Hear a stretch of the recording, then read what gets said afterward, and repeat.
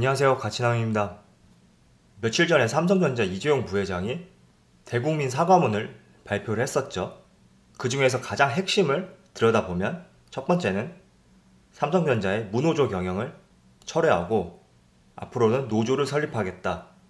이런 취지가 있었고, 또 한 가지는 경영권 승계를 포기하겠다. 이런 말을 했어요.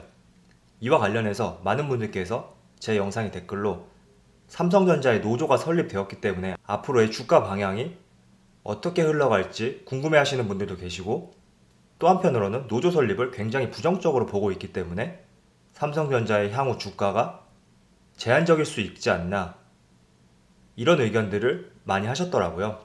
그래서 오늘은 제가 이와 관련해서 노조 설립과 경영권 승계 포기가 앞으로 삼성전자와 삼성그룹이죠. 삼성그룹 내에 있는 이 계열사들의 주가가 어떻게 연관을 맺고 흘러갈지 한번 말씀을 드려보도록 하겠습니다.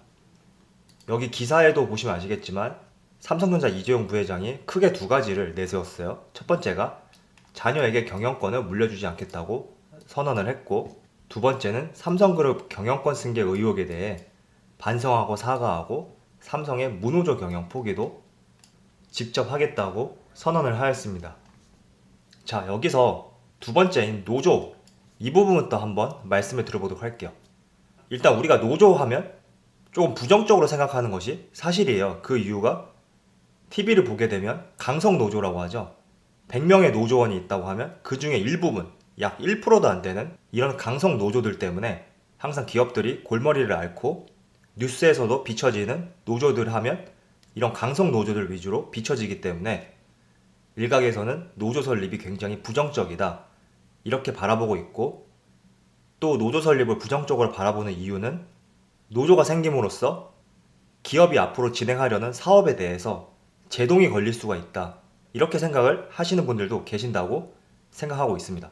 하지만 지금 이러한 내용들은 극소수인 1%도 안 되는 강성 노조들에 우리가 너무 포커스가 맞춰져 있기 때문에 이렇게 생각을 하시는 거고요. 통상적으로 봤을 때는 이런 노조 설립이 기업과 사측에게 굉장히 도움이 되는 부분이다, 저는 이렇게 말씀을 드리고 싶어요. 제가 예전에 다녔던 직장이 있었는데 직원들이 약 1700명 정도 이렇게 됐는데 노조가 없었어요. 그러다 보니까 회사에서 요구하는 모든 사항들을 우리가 따를 수밖에 없었고, 어느 누구도 잘못된 부분에 대해서 이의를 제기를 할 수 없는 부분이 직원들 입장에서는 굉장히 노조가 있었으면 좋겠다, 이런 생각이 들더라고요. 자, 그리고 노조를 설립하게 되면 기업과 사측 그리고 주가에도 크게 긍정적인 영향을 미칠 수 있는 두 번째 이유는 노조가 생김으로써 행여나 기업이 잘못된 방향으로 사업을 밀고 나갈 때 이 부분에 대해서 제동을 걸 수 있다는 것이죠. 물론 이렇게 반박하실 수도 있어요. 감사를 통해서 잘못된 방향을 적발할 수도 있는데, 어떻게 보면 감사라는 것은 행위가 일어난 뒤에 결론을 가지고 우리가 잘못했다, 잘했다, 이런 것을 판단하는 것밖에 되지가 않는단 말이죠. 하지만 노조가 있다고 하면 이런 결론이 나기도 전부터 잘못된 방향으로 기업이 나아가려고 한다면 이 부분에 대해서 제동을 걸 수가 있단 말이에요. 그래서 이 부분이 우리가 삼성전자나 삼성그룹 계열사의 주식을 보유한 주주 입장에서는 굉장히 긍정적인 부분으로 다가올 수 있다, 이렇게 말씀을 드리고 싶습니다. 그래서 우리가 너무 TV에서만 보이는 이런 강성 노조들에만 귀결되어서 생각할 것이 아니라 일반적으로 노조가 생긴다는 것은 사측과 기업 그리고 주주들에게 모두 긍정적인 영향을 미칠 수가 있기 때문에 이 점을 조금 더 포커스를 갖고 대응을 해야 된다, 이렇게 말씀을 드리고 싶습니다. 자, 그리고 여기 첫 번째로 소개된 자녀에게 경영권을 물려주지 않겠다고 선언했다, 이 부분에 대해서 한번 주가와 관계를 말씀을 드려볼게요. 일단 2세 경영, 3세 경영, 4세 경영, 이런 말들은 대부분 대한민국에서만 일어나는 말들이죠. 미국을 보던 유럽을 보던 선진국을 보면 경영권 승계라는 말이 100% 없다고 말씀을 드릴 수는 없지만 대한민국만큼 이렇게 폭넓게 이루어지진 않는단 말이에요. 예를 들어서 몇 년 전에 애플의 창업주이죠. 스티븐 잡스가 사망을 했는데 경영권 승계가 이루어지지 않고 전문 경영인 체제로 잘 돌아오고 있단 말이죠. 즉 우리나라는 유럽과 미국 이런 선진국들에 비해서 경영권 승계를 너무나 빈번하게 하고 있고, 또 우리나라만의 특징으로 바라보고 있기 때문에 이 부분에 대해서 별다른 생각이 없었던 것이 사실이에요. 하지만 이런 경영권 승계가 주가에 어떠한 영향을 미치냐면 지금 삼성전자의 이재용 부회장처럼 승계와 관련된 뇌물 혐의로 재판을 받고 있단 말이죠. 이러한 것 때문에 기업에 대한 가치가 훼손이 될 수가 있어요. 단순히 기업이라는 것은 그 기업의 사업성과 앞으로의 발전 가능성 이런 것을 가지고 평가를 받아야 되는데 경영권 승계를 통해서 기업 가치가 훼손이 될 수 있단 말이죠. 예를 들어서 삼성전자의 점수가 100점 만점에 90점이었어요. 하지만 경영권 승계를 통한 꼼수가 적발이 되면서 90점이었던 점수가 85점, 80점 이렇게 하락할 수 있다는 것이죠. 이렇게 하락하다 보면 주가도 90점이었던 주가가 80점, 70점 이렇게 하락을 할 수 있기 때문에 결국에는 경영권 승계라는 것이 온전한 기업 가치를 반영할 수 없었던 행위들이었다. 이렇게 말씀을 드리고 싶습니다. 따라서 삼성전자 이재용 부회장이 경영권을 승계하지 않겠다. 이런 선언을 했었고 또 노조를 설립하겠다. 이런 이야기를 하면서 발표 당일인 5월 6일이죠. 이날 삼성그룹의 계열사 주가들이 다 상승을 한 것을 알 수가 있어요.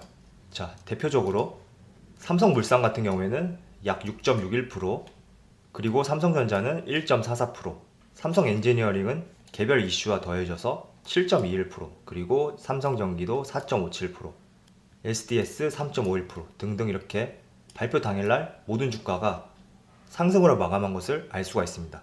즉 시장에서도 경영권 승계 포기와 노조 설립 이 두 가지는 모두 주가의 긍정적인 방향이다. 이렇게 받아들이고 있는 것 같습니다. 사실 우리나라는 경영권 승계를 떠나서 코리아 디스카운트라는 말이 있듯이 선진국 증시와 비교했을 때 주식시장에서 소외를 받고 있는 것이 사실이에요. 자, 선진국 증시들을 잠깐 살펴보면 나스닥 같은 경우에는 10년 동안 우상향하고 있는 것을 알 수가 있죠. 물론 코로나 사태 때문에 일부 조정은 있었지만 10년 주가를 보게 되면 큰 상승을 한 것을 알 수 있어요. 그리고 독일 같은 경우에도 미국보다 차트는 예쁘진 않지만 그래도 우상향하는 것을 알 수가 있죠. 이어서 프랑스도 마찬가지죠. 10년 동안 지속적으로 우상향하는 것을 알 수가 있고요. 옆 나라인 일본도 한번 볼게요.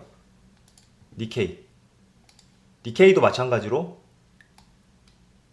지속적으로 상승하는 모습을 알 수가 있어요. 자, 그런데 유독 우리나라 같은 경우에는 상승의 폭이 굉장히 둔화되어 있죠. 이 모든 게 코리아 디스카운트 때문에 발생된 모습이라고 생각을 하는데 대표적으로 북한 때문에 한국 주식이 저평가되고 있다. 이렇게 보고 있죠.